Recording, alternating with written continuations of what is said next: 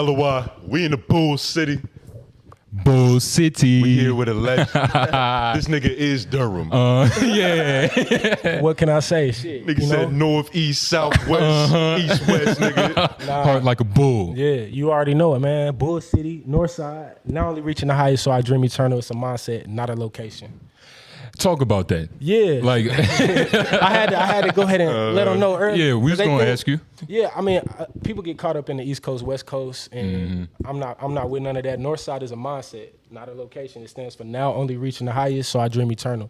And it's really just meant to inspire people. Hence the mountain logo. I mean, this hat ain't got it, but my logo is a mountain. And hence the mountain logo. That's the highest point you can be at, like vantage point. So I just want people to always just strive to reach their north side. I'm on my journey to the north side, so for sure. Is that one of them situations where you had the name and then you made the acronym, or you had the acronym and then you had the name? You asked me something I won't supposed to tell nobody. What's crazy is, so Northside, I already had the acronym, but it was changed a little bit. It was now only reaching the highest, I dream eternal. So it wasn't like the whole Northside thing. It was something that we came up with for just North. Then when I changed my name from Siraki to Northside Rocky is when I was like, all right, let me think a little deeper and go ahead and make this thing an acronym, something that means something to my brand. So yeah, it was kind of a mix of both. Now you said who's a part of this team? Me and my mom. Okay. Yeah, Shout out my Dukes. Yeah, Dukes. Yeah. Me and Dukes came up with that like whole thing together. You know what I mean? So. Oh, when? What year? This was 2000, maybe 2000. My son was born in 14. 2013, maybe 2012. Oh, so this is relatively new. Yeah, fairly new because I was. Nigga, that shit was like 10 years ago. 2012. But niggas ain't that old. Niggas ain't young. that old. I'm telling y'all. You feel me? That Like age. that's nothing. You feel me? And how fucking disrespectful of us. We got 3 a.m. sounds. Excuse me, yeah. You might have to come in the camera a little bit, Northside pimp. Rocky, Man. I know, man. Yes, sir. It's my brother too, man. Stop playing. Y'all was just kicking some shit up, right? Man, literally just dropped some shit on the mic, man. What we dropping? We gonna let them know. Don't put it on wax. Don't put it on. We ain't gonna put it on wax. Don't put it on wax. Then it get permanent. We Then it working get. on content right now for it, so I mean, it's whenever you green light it, we gonna release it. We gonna post a little snippet today on social media, so Yeah. you know what I'm saying, they can look out for that. It's gonna hopefully go crazy, It's gonna be fun. What was he like when y'all first met? bro. We met years ago, so we met like, what was it, like 2017? Well, yeah, I feel like it was 2017. Yeah. I mean, we knew of each other before through mutual artists in the city. But it was more like, I think we stamped it when we was like, I fuck with your shit. And And then like we like had a conversation on the phone. We realized like we was alike, like our sons was the same age and like the same positions that we was in at the time. It was just like we just related to each other like that. So it became more so like, you know, that's the fam, that's the bro. Yeah. Deeper than music. So that's true. What's crazy, we didn't collab until probably like what, a year in? Maybe a year.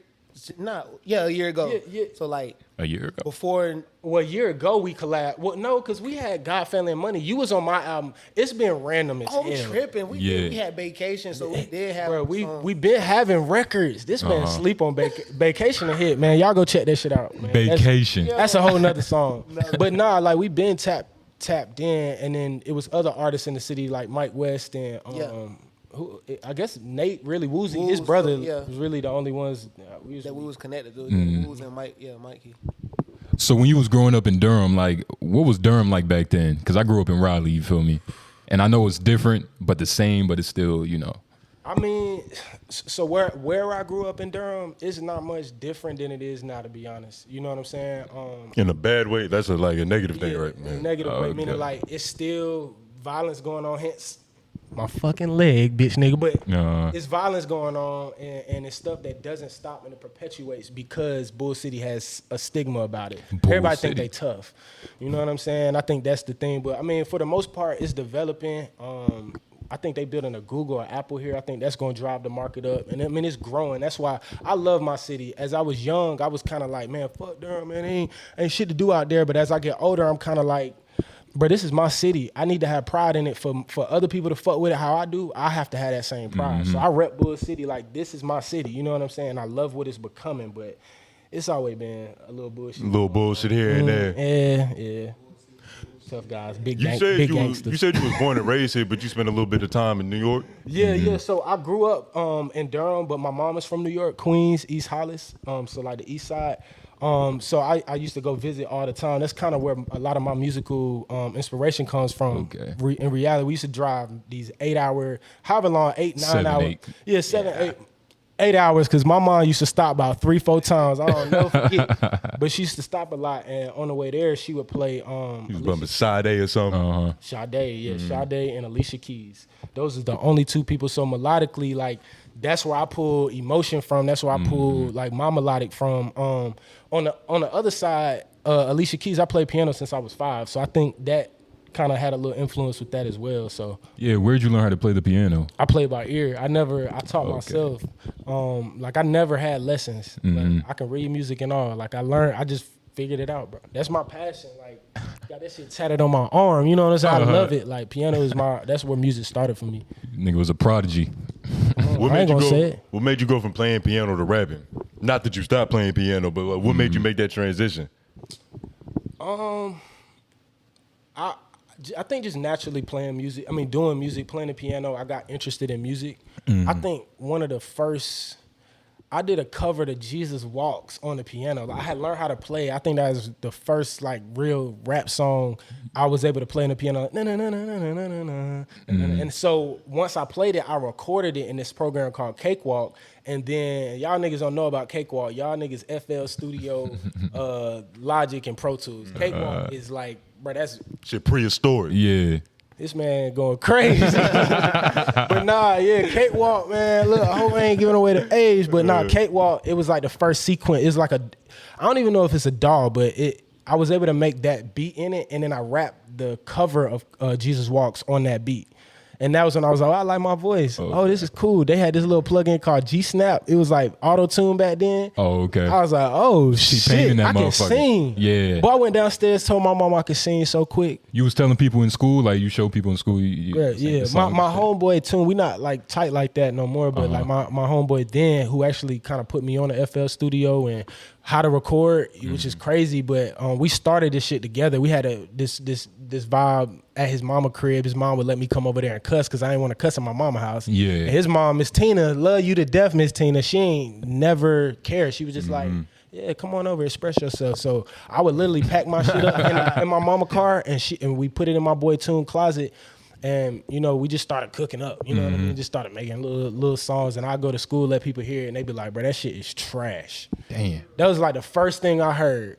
That's probably good, though. Because a lot of times I see that niggas will not be honest. They'll just be like, oh, that's cool, that's great. Nah. It's like niggas actually, Bull City. If you from the Bull Bull, City. you know Bull about City. Hillside High School.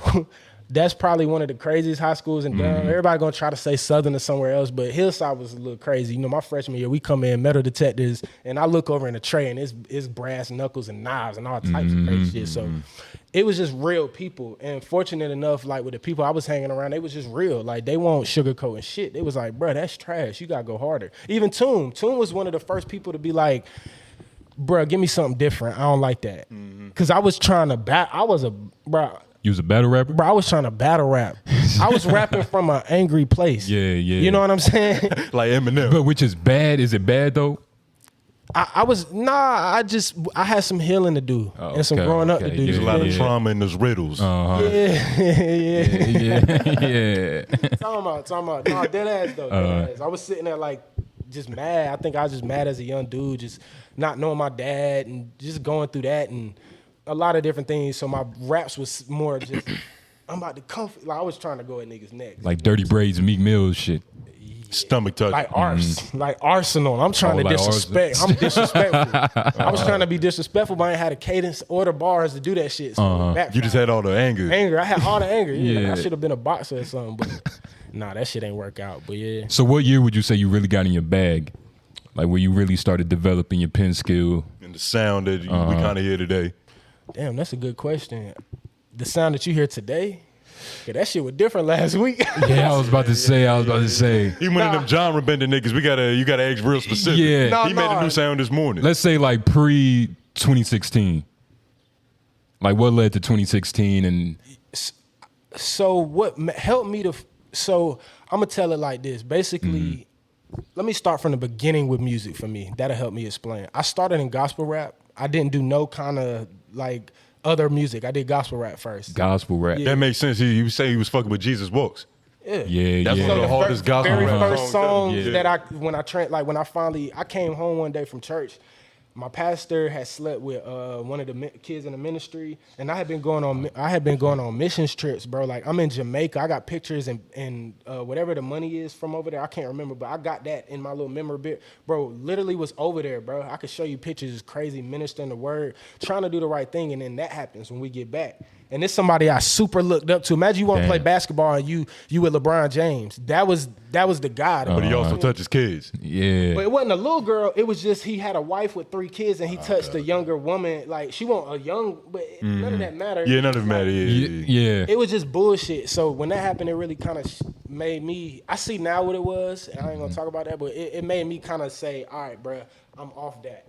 So I had gospel raps, like that's how I started with music. So when I came home that day, I just remember going in the studio and just being like, bruh, I don't want to fake it no more. Cause deep down, I want to cuss, and I don't feel like deep down, I want to go grab shorty ass at school, and I feel like, oh, damn, I'm a terrible person. I'm a terrible person, bro. Like it changed my whole like concept on religion, bro. Like it made me just be like, all right, cool. I don't want to be religious. I want to be spiritual. I want to be righteous, and I don't care about constructs. So that's another conversation, but once I got to that point, I was like, all right, now I'm doing this music. So it wasn't like I shifted. I was already playing piano, already making songs, gospel records. You feel me? I had real ones. Okay. You know, real songs. I was trying to get involved with this artist, Toby Mac and Disciple. Y'all might not know them, but those was artists that like I looked up to in the gospel realm. They just rap.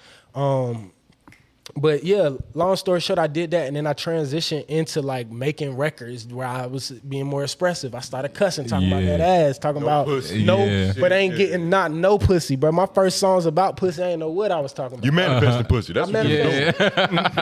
I did. I'm gonna put this out to the universe. I did. Crystals and sage. I did, bro, and it came. Yeah. It came full force, my boy. I said, whoa, like that's when the music changed. When I got some pussy is when all my music was like, all right, cool. You see, you're the first nigga that has ever said that honestly. Like, for sure. this music really changed the pussy. Bro, stop playing. I didn't change. Everything we do change once we started getting pussy. You bathe more. You started really brushing your teeth. Come on now, bro. Like, everybody knows the drip started going harder. Your mama was dressing you before. Now you want to pick your clothes. Like Sarah ain't gonna like those shoes, man.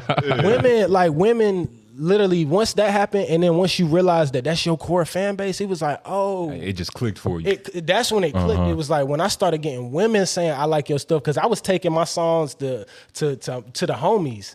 Of course they gonna say that shit trash. Man. I'm talking about I love you and shit. I'm like, y'all, the music I'm talking about is vulnerable. It's stuff most niggas don't want to admit. Yeah. You know, I tell my niggas I love them because I done had dogs that died. You feel me? Or done turned they back like Toom that I was talking about. You feel me? So the niggas who really rock, nigga, I love you, bro. Yeah. So I'm a vulnerable person. So that's like all that started with that. You know what I mean? It's like women. Oh, I got pussy. Oh shit, I can get more if I sing this note right. All right, say less. Like auto-tune, shit. Yeah. Getting hella pussy off this track. You already know. Come on, man. Like, you think as an artist you got to be like in tune with your emotions? I think it's definitely necessary to write good songs. To me, it's necessary. Like, I don't write high. I don't get high. Yeah, you would say that when we first met. Yeah, I don't smoke. I don't drink. I don't need no drugs because I felt like when I started doing music, I didn't need none. It was before I could do drugs. So why would I need something to enhance something that's God-given? It's like if you can paint, you shouldn't need no drugs to paint. Just paint, my nigga. You already good at it, you know? So like, nah, I don't need no enhancements. The enhancement is the fact that I'm talented and I'm able. And I use that. You feel me? Like, that's enough. But you ain't never like tried no shrooms or something? For sure. Yeah. I like shrooms. Yeah.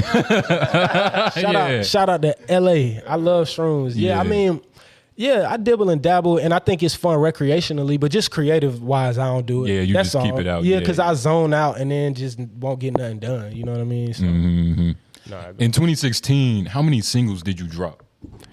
boy, you was asking some fire. I was about to say, nigga, that's some good journalism fire. right there. Nigga. He impressing me. I'm his co-host. That We nigga, was talking shit in the car. I like that. Yeah, shit. 2016. Drop at least 8.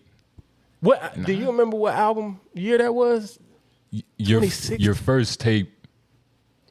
he had that one shit that dropped in 2020. That's the only one that's on Apple Music. And that's another thing about your discography I was noticing. Like, I hear that you talk in interviews, like, hey, I had this one album. Like, is a lot of your shit on SoundCloud? Oh, because God, Family, and Money ain't on Apple Music. Yeah, a lot of shit is different places. Yeah, for sure. So God, Family, Money is on SoundCloud. And like Audio Mac and stuff like that, because I pulled it when because I was going through this phase, and a lot of artists want to admit this. I'm going to admit this on camera. A lot of artists want to admit vulnerable. Yeah, you go through these phases where you don't love your shit, you hate it. You get to a point where you hurt it so much, or you just like off that phase. You feel like you done grew so much. Get rid of that. I don't even want people. But then I learned that people need to see the journey, and I learned that around that era when I stopped like letting stuff just be in the market. I was like, damn, bro, like I gotta leave that, because there's no growth if I just come out hot all the time. Like if every record is a banger, then they'll never see when the record won't no banger. Yeah. So yeah, that stuff's still out. So yeah, I mean, but God, Family, and Money and Northside, which is the first Northside, and Northside was deleted because when I signed to New Management Group, we re-released it. Just better, better rollout, stuff like that. More marketing, better, yeah. Y'all got me looking up shit on my own shit though. Yeah, you would drop like 8 singles in 2016. What led you to dropping a project later though? Like, why'd you wait? 2016. Nigga was just hustling Portal? that year. Was that Portal? Yeah. That was Portal. Yeah, it was Portal. The album I dropped Portal then, and I had that was a year I dropped a lot of singles. So 2016, I was in a very confused place from what I remember. Damn, I need to call this nigga Trez. Be like, when was we on tour, guys? But I was on, because this career is a blur. But I remember I was on tour with Trez in 2017. So before that, 2016, 2016, I think I just was going through the growing pains as an artist. I don't think it was nothing specifically that made me drop singles and then drop an album. It was literally like I was just going through growing pains. And that wasn't Portal. That was just, I think that was Northside era. That was the very first Northside EP. I dropped that in 2016. Didn't own a lot of rights to the songs. Ended up pulling it down, but just going through life, growing pains, being a single dad. My son was born in 2014. Okay. So 2016, I was acclimating. Around 2 years old, his mom left him, and I became a single father. So at 2 years old, I was fully single father. So oh shit. Yeah. So 2016, I had to pump the brakes on a lot of shit just because 2015 I was in LA doing Woke Up in LA and Way Up and all of that. Hell yeah, white bitches. Yeah. White bitches in swoon. Yeah. I should have stayed my black ass out there. But I mean, you know. I'm like, God, but nah, I mean, shit, you know it is. But I mean, yeah, so 2016 was just like a rough patch. It was like acclimating to be a new dad, facing that reality. Yeah, what was your mindset going through? Because you got to think, right? This nigga was going from LA rock star lifestyle, might not make it to daddy daycare in a short amount of time. Like, what was that transition like? Bro, it was a reality check all the way, because it went like most guys might have the woman still in their life. That's most of the time. I feel co-parenting. Yeah, I didn't have that. When I say she abandoned him at 2, it was a conversation that we had on the phone. And 3 probably remember this because that was around the time we started really tapping in. And she just called and was like, yeah, I can't make this pickup, because we was having them every 2 weeks, and she was supposed to pick them up. She's like, I can't make this pickup. So I was like, all right, no worries, I got it. Brushed it off. The very next time she did the same thing. Finally, on that 3rd time, I was like, if you're not, like, we need to tighten up. If you're not going to be on it, then you need to get right. She was like, I think you should just keep him, because I'm not in a position you suited for it right now. Yeah, and what and a lot of people probably have some bad shit to say about their baby mom. But you respect that. Bro, she still pissed me off. She's still a baby mama. Of course. But not because I talked to her, because we don't have that communication just because she ain't been there. So I don't deal with that drama, but I respect her so much for recognizing and not using a baby as like a bargaining tool or a pawn. You feel me? Like, so that's helped me heal through a lot of things. You know what I'm saying? Like, I'm a better father because I respect her decision to allow me to have him full, because she saw something in me I never saw. I ain't even had no dad, bro. Like, first thing I'm thinking is like, what the fuck? Like, how do I do this? How do I do this, bro? I'm making formula, not knowing what the hell going on. Oh yeah, I about to say, how old was your son when the transition happened? Yeah, he was 2. He got a baby's different. But so what? A baby is different. Yeah. So different. he was 2. He was 2 when I got full custody. When she started like kind of fading off, he was 1. And before that, I already like literally was already a single dad. Like, we weren't ever together. You know what I mean? We were together for like a little while, and then shortly after that, like by the time she had a baby, I was a single man and she was a single woman, and we were supposed to be co-parenting. So I was already experiencing making formula by myself, because when it was my turn to have him, I'm you was practicing. chefing up. Like, Yeah, I'm in that yeah. bitch chefing. Yeah. Giving them gas and all. Gordon Ramsay. But yeah, like, it was crazy, man. What was that LA tour like though? I'm curious. So I didn't go on tour for LA. So I went to LA. That's a crazy fucking story. I went to LA to meet with Def Jam, this A&R Lewis. I think you had told us. Yeah. Yeah. Oh yeah, it was an article. Yeah, go ahead. Yeah, he was an A&R for Def Jam, and shout out to him. I don't got no bad blood with him. But he's an A&R for Columbia Records now, doing really well, dope things. But I went out there to meet with Lewis, and like, he flew me out. Everything was super dope, great experience. I took my engineer Chris West. Shout out to him. Chris West is the fucking best engineer in North Carolina, but fuck North Carolina, the world, man. He been my engineer 12 years. I got to really put emphasis on that, man. He is the best engineer.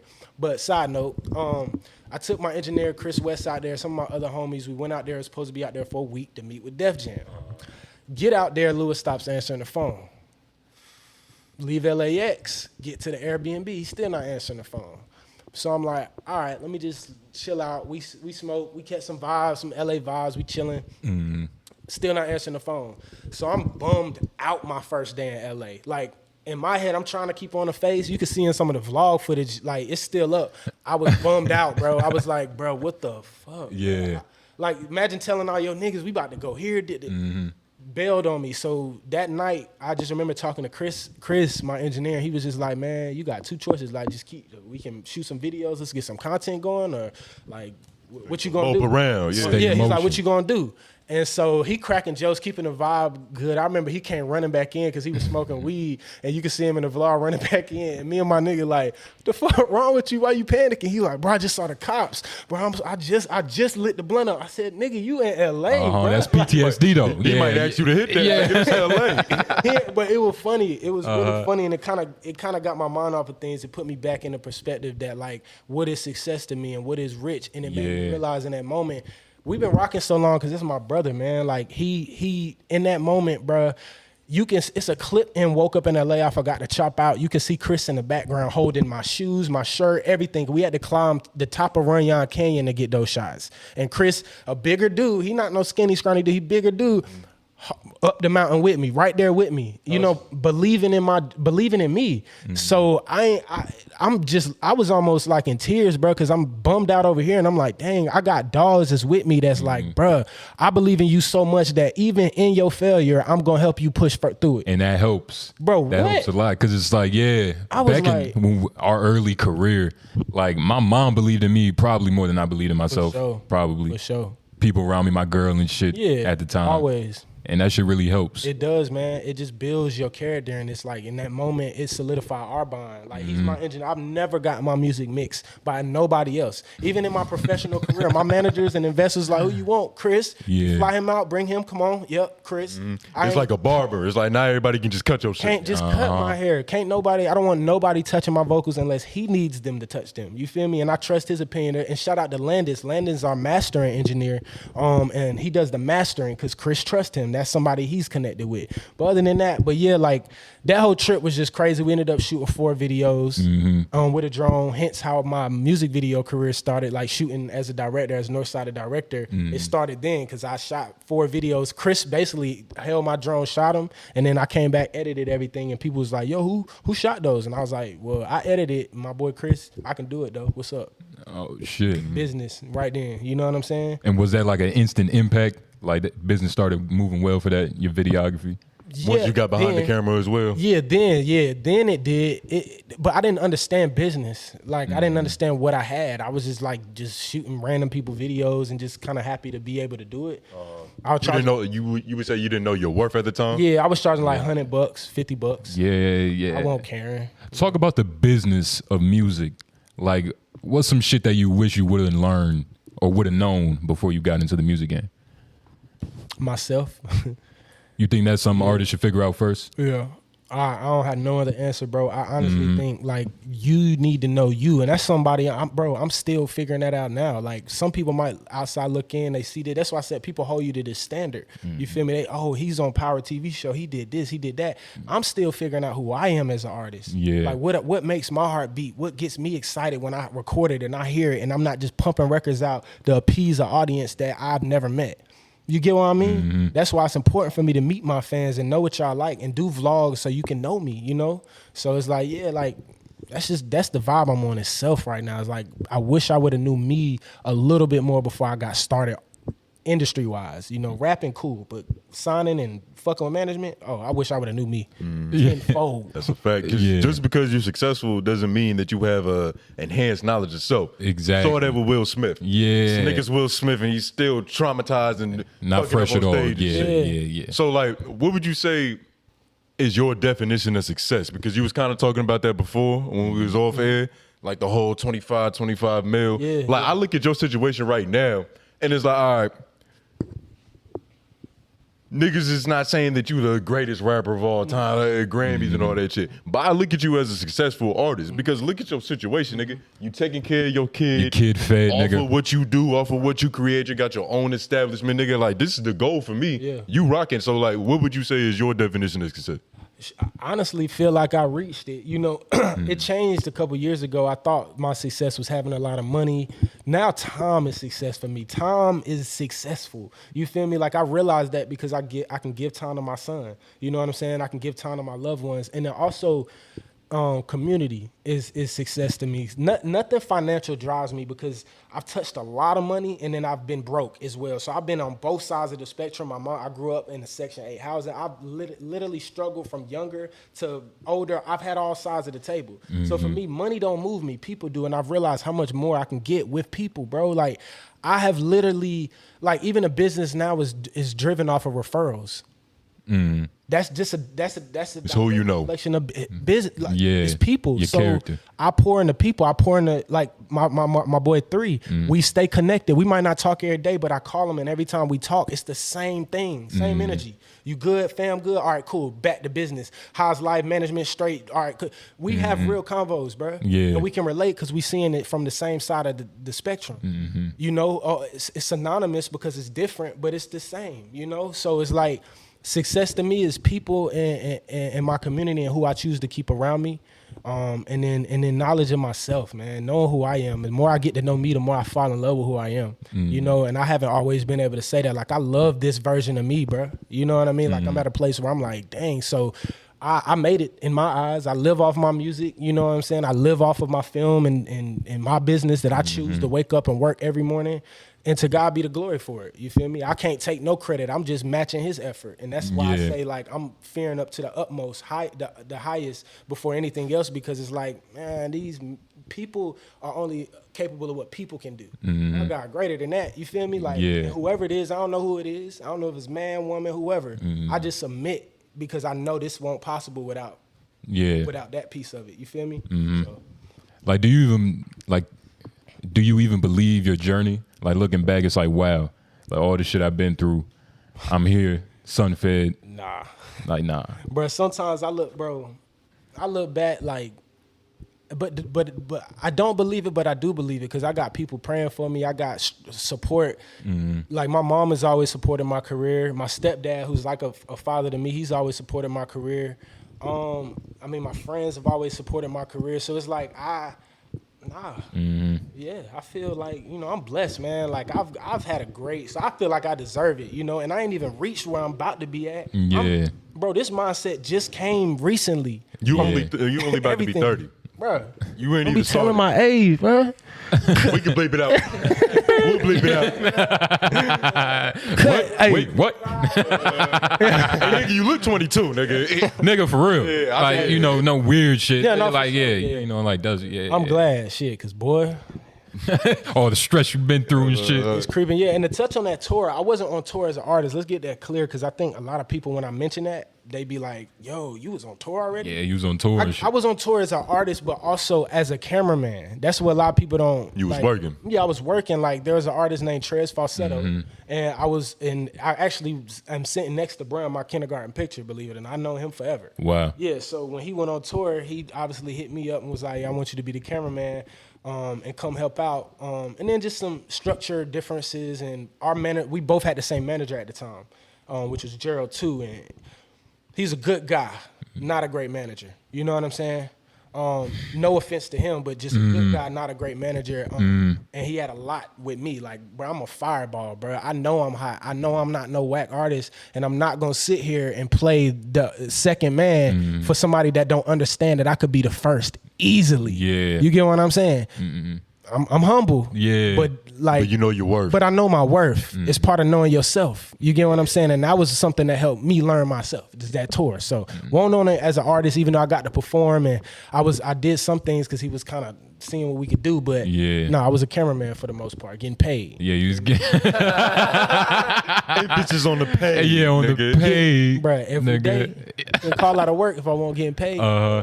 You think the duality of you being a cameraman and a rapper, like, it benefits your career even more? Yeah. It just adds more value to yourself? Yeah, I feel like I walk into these label meetings or these rooms with managers or whoever it is, and I can put my foot on their necks for real, because it's like, all right, cool. Whatever budget you lacking, I can make up for it. You get what I'm saying? Yeah, you ever played dumb in the meetings? Hell yeah. Like, what? Like, That's one of the 48 laws of power. some Yeah, niggas, bro. I I don't know. know. Yeah, Your intentions. yeah, don't tell them. I go dumb. I go dumb on niggas every day. I go dumb on niggas every day, bro. Like, I don't. Hey, damn, that's ass cap. Yeah. Oh, well, I ain't know about being mine. Where, like, you got to, because it's like people. Knowledge is power, and I'm not saying I'm trying to keep people, but it's like, all right, cool, you giving it all up. Let me just float back and absorb. Like, you know, let me soak this shit up real quick. You feel me? And one of my favorite books, speaking of soaking shit up, Yeah, shout out your books. my favorite books right here. What we got? What we got? This is the 4 Agreements. Let me see that. I've heard good things about this. I heard that's a good morning mantra to wake You've up heard to. of this? And, you know, yeah. The 4 Agreements. I've heard of these. That's a really good book to read. Shout out to Aiden. That's my manager. Aiden, he gave me that, and that's how I knew he was a different kind of manager when I first met him. Nice book. Is You trying to that feed your soul. he and fed shit. my soul, man. And the very first question he asked me, he said, "Do you want a career in music or do you want to be hot?" And I said, "No. Matter of fact, I'm sorry, I'm lying." He said, "Do you want to be a rapper or do you want to have a career in music?"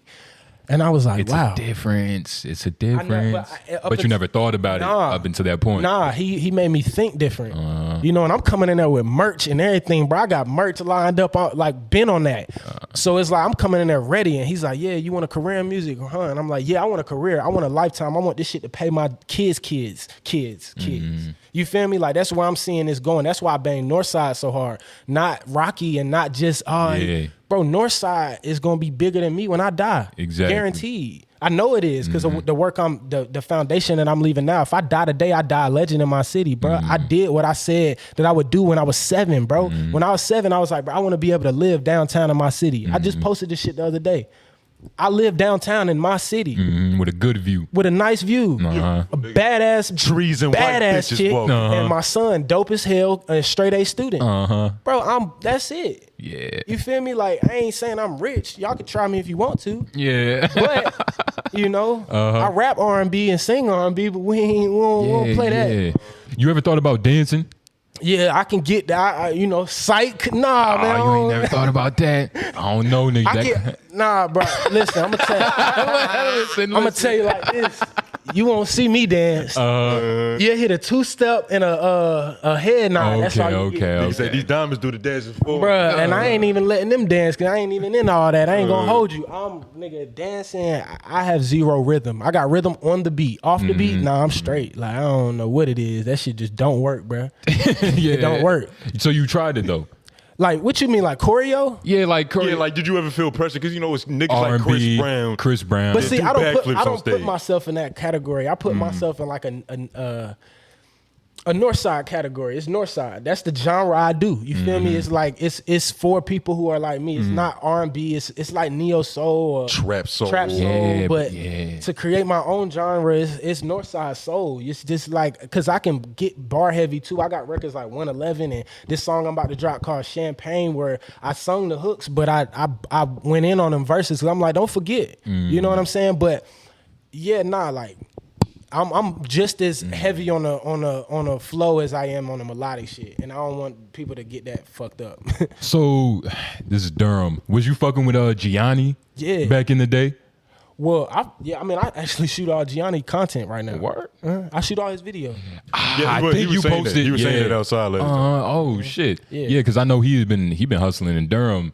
He was battle rapping like on some Smack DVD shit. I didn't even know that. Yeah, It's yeah. crazy that you know him. Yeah, First and poet, nigga. I've known Gianni probably been like 5, 6. What? Damn, it probably been like 6 years. Yeah, cause my son's 7. He about to be probably about 6 years. That's why he's like one of those people who's he's a bridger of gaps. And he's somebody who's spoken nothing but into my life. Like it's crazy because this crib was manifested when I met him. It's weird. It's weird. But to tell that story. Yeah, describe this. Because he's such an energy, and the people gonna have what they got to say about people that they don't know, right? But he was such an energy to me. Like when I first met him, I don't quite remember how we came across paths. Probably me doing film work. It wasn't through rap. We don't have no collabs and nothing. It was like through film work, and I just remember him just speaking positivity, like, "Hey man," like asking me about my life and where I'm at in life. And as we got to know each other, he was like, "Where you gonna get that townhouse you want? You gonna get that crib?" And it was literally, mark my words, every time we met and we would have these conversations, it was always pouring into me, and then it would happen, bro. It don't mean it happened 5 days later or 5 months later or 4 years later. It might have took a year for this thing to happen or 2 years, but when I look back in hindsight, I'm like, wow, like that's why community is so important to me, because I'm still connected to him this day because of the person he is, not because of the business. It's like success and all that bullshit, followers. Yeah, I don't care about that, bro, because I knew him before he had a verification badge and he been the same person. It'd be different if it switched. He been like, he opened a store now, had the grand opening, bring a community together. I'm running into artists that I did shows with like Nance and DJs that I met at other shows that I got booked for because of Gianni, Owie. I just got booked for Jimmy Shout out King. Kid from Raleigh. Shout out Kid. Come on now, like it's like stuff like that. That's why I got a lot of respect for him as somebody that's like older than me, and who sees something in me that at times I didn't even see as a director myself. You know what I mean? So I definitely got big bro love for Gianni. You know what I mean? That's a solid dude in my book. Yeah, man. Shout out Gianni. But what's some of your biggest L's besides the LA trip? LA trip, stood up. Yeah, it stood up. You like to ask this question, it's different for everybody. My biggest L's. Biggest L. Probably one of my biggest L's was not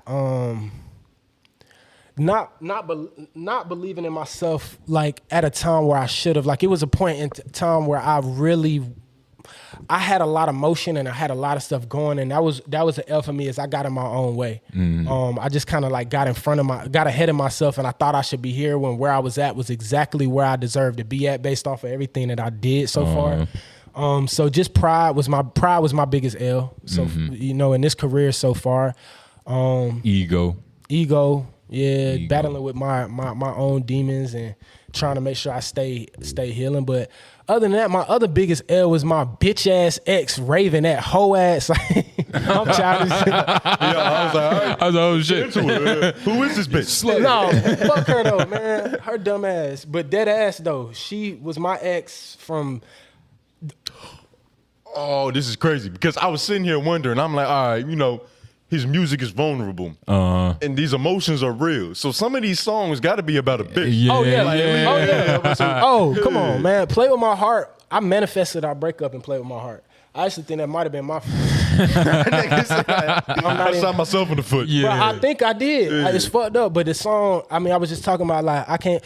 The emotions were real. The emotions were real emotions. You feel me? Yeah. Because I felt like, bro, the song was saying I can't let you play with my heart, and you can look it up. It's online, but it's saying I can't let you play with my heart. Should have known this shit wasn't real from the start. She ain't cheated nothing. I kind of fabricated that to make people to feel. Good storyline. Yeah, good storyline. But make it scandalous. But she she just was very toxic and unready. And I was a little older than her, so I think I was a little bit more mature and more ready to grow up, and she wasn't. And then this bitch broke all my music equipment. Like, she destroyed it all. Like, I wish I still had my guitar, but like, even my MPC still got chocolate in the back of it, like hot chocolate. For what? She put it all out in the rain because she thought I cheated on her. Yo, dumb ass. She thought I cheated on her. I know she gonna watch too. I know she gonna watch. Are you mad you didn't cheat? Nah, cause that wouldn't help me today. I'm more mad that I ain't smacked that. It's like, I'm more mad that like, I don't even know. I'm more mad that she mad really. everything. I'm just mad, bro, because I don't. Hot chocolate in your shit. It's still hot, bro. These speakers don't work because of that. Like, it's hot chocolate in this shit right now. Damn. Bro, on my son's life, it's hot chocolate in the back of this. That's why I put this big ass Northside. Dog head, funky It's bitch. sticking out. Like, this shit crazy, bro. So did all that and destroyed thousands of dollars worth of equipment. Set me back for what, a year? I couldn't record, do nothing.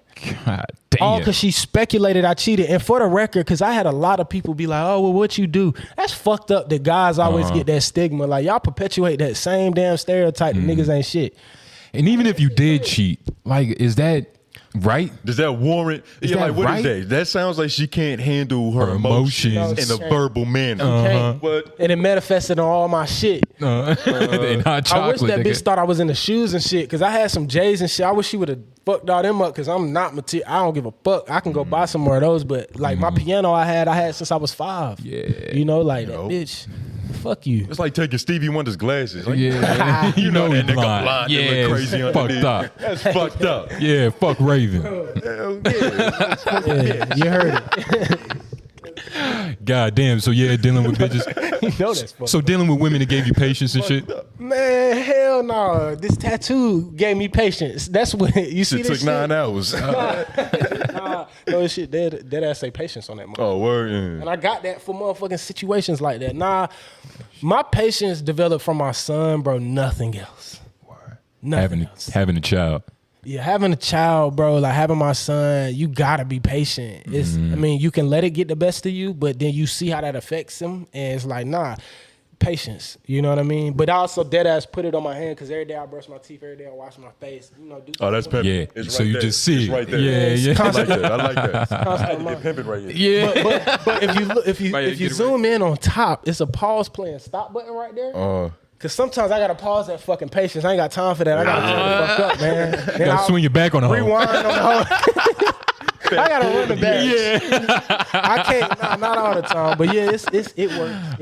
Yeah. It works. But nah, yeah, for sure, my son, man, he created that resolve in me. You know? Yeah. See, like, how did you succeed in spite of things like that? Because in my head, right, I'm the type of nigga, I bought like probably 32 Plan Bs. Because I don't want to have a kid to fuck up like my trajectory. I'm trying to stay focused. Yeah. How did you not like having a whole other human to take care of get in the way of you getting to this level? Yeah. Because in my head, I'm thinking like, yo, that shit sounds impossible. I mean, I kind of did. I kind of got in my way several times, man. Like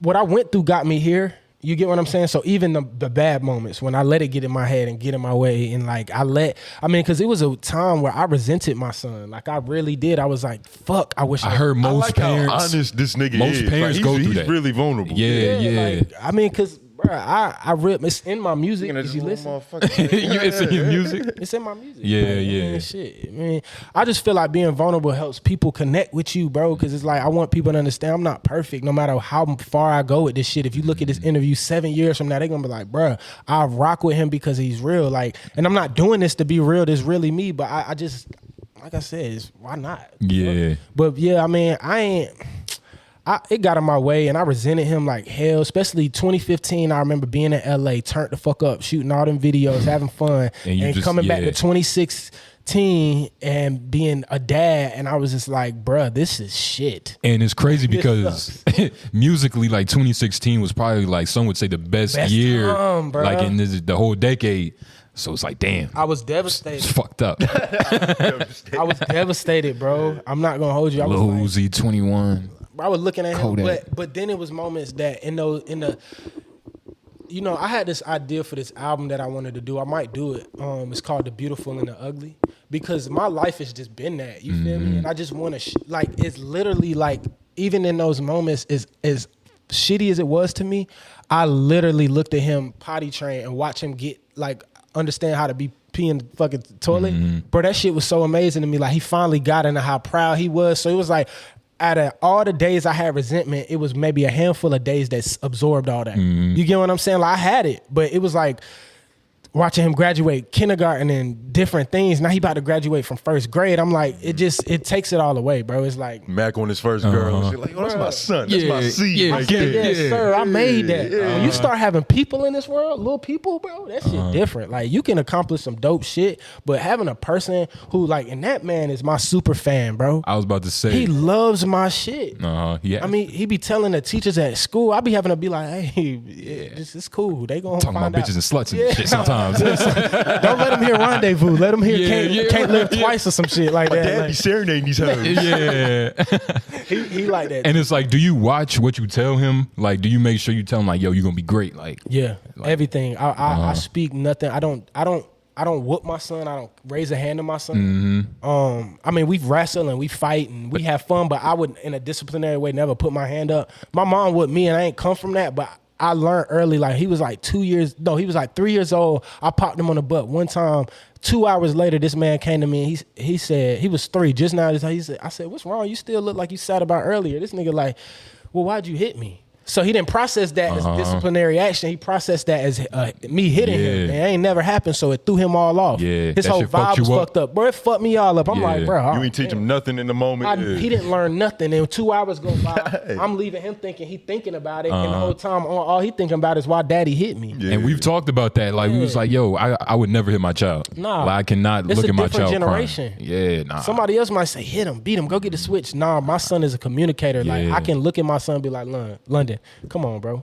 Like he's like, all right, tighten up. Like he chilled, bro. So I never had to hit him or nothing. Like, Plus, you respect yourself, so he respect you. Yeah, for sure. But yeah, I make sure he thinks, nigga, lift your head up, speak confidently. He rap too. Say it with your chest. Yeah, say it with your chest, man. Like, attack everything. You can do it. Like, I encourage him even in failure. You might not get it right now. You're going to get it later. We do homework. Oh, wow. And I be having to, hey, come on, you got it. Let's go. Secret is, I don't even understand the shit. Bro, they teach it different every year. So it's made for your parents to not understand. Oh, because I'm sitting here like, bro, the other day, that nigga had to teach me something. I'm sitting here like, what? They just do it different all the time. It's not the way that you learn. So you be looking stupid as fuck.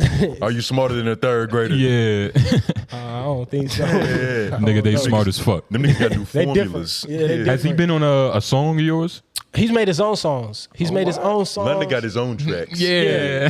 He's been on one song. It was a tribute that I did when my mom had cancer. Yeah. I don't know if y'all saw that. It was a breast cancer awareness track. It's not on platforms. We was listening to a song where you rapped about it. What song was that? Can't Live Twice. You mentioned it. Or was that the one that you co-produced on? I co-produced. That was it was the one. Yeah, the one you was playing piano on. Yeah, I co-produced that with Nile. Shout out to Nile. He a dope producer.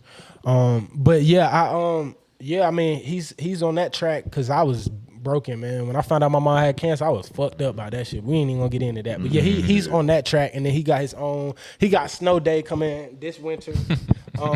It's just talking about Snow Day. He came home from a snow day and was like, "Daddy, I want to record a track," and just got on that bitch. And I was like, "That's fire." Hey. I hooked up some auto tune, and then I punched him in. You already know 3. I punched him in, and I was like, "All right, just say one line at a time, no beat or nothing. Just say the line, and then I line it up myself." Bro, this shit a banger. Yo, that's dope. That's how I imagine having a kid. Like you play basketball with him, man. Get your jumper right. I can't get his jumper right, so I gotta get it in. I can get his jumper right in here. Like, not on the court. That's not me. You see a mute? Well, nah. You. I'm about to say, so like to your son and to like any artist on the come up, like what would be your biggest piece of advice to an artist? To an artist, like I said earlier, I would probably do something. I would probably say know yourself. Like figure out, and not even as broad as know yourself, because if it's anybody younger listening, that might sound vague as hell. Especially now, it's kind of oversaturated. It's oversaturated, generation, but all that corny shit is real. I grew up and realized all the little corny quotes are saying. I'm like, them niggas was on to something. It's real, but I mean, like reworded in a way for younger people to understand is just to say, like, figure out what you want to do. Like, do what you want to do. I know people, it's no non-generic way to say it because everybody's tried to figure out how to say it non-generically. But it's just like literally do what makes your heart beat. Like when I make a record and my heart is beating afterwards, and 3 probably can relate as an artist. Like it's certain records we make that you like, oh god damn, that shit hit. That might go like for real.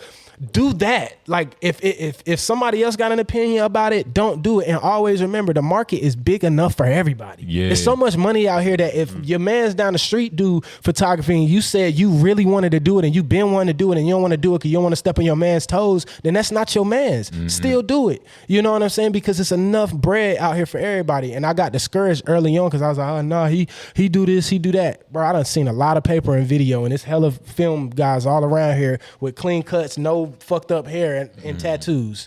I be getting them corporate bags. So go do it, man. Just chase it. Chase your dream. Not only reaching the highest, so I dream eternal. It's a mindset, not a location. You feel me? Nigga said the pie's big enough, get you a slice. Get you a slice. Where can they find Northside Rocky? Where can they support you? Where can they tap in with your sound? Man, www.northsiderocky.com. They got a website. That's Press Kid. Everything one stop shop right there. And then at Northside Rocky on all my handles. It's the same. Hell yeah, get you some love, get you some merch. Oh yeah, my ladies, we got this dropping. You know what I'm saying, with the Northside on the ass cheek. You know what I'm saying? That's his dancing outfit right there. Hey, don't tell That's them his that. go-go attire. Don't tell them that's it right there, though. You know what I'm saying? I need all y'all to tap in. We got the hats. We got the shirts. We will be posting them online, but not these hats. They'll be the ones with the embroidery. So y'all check that out. But yeah, man. Check out his YouTube vlogs. Just dropped. Yeah, vlogs. Ooh, going back to back. If you want to find out what I do outside of all this shit we talked about, we actually did kind of talk about some real life shit too, though. I was hoping, that was the goal. You was talking about some yeah, we got into it. But yeah, definitely check out the vlog, man. Y'all will see them in next week's episode, or actually it'll be this week's episode, Thursday. Y'all will see them in this episode. You're going to see my boy 3, us just cooking up, having a good time, man. All love. Yes, sir. Northside Rocky, 2 of America's most wanted, J Nobles. LOY Tone Grove. Yes, sir. You know what it is. We out. Bap.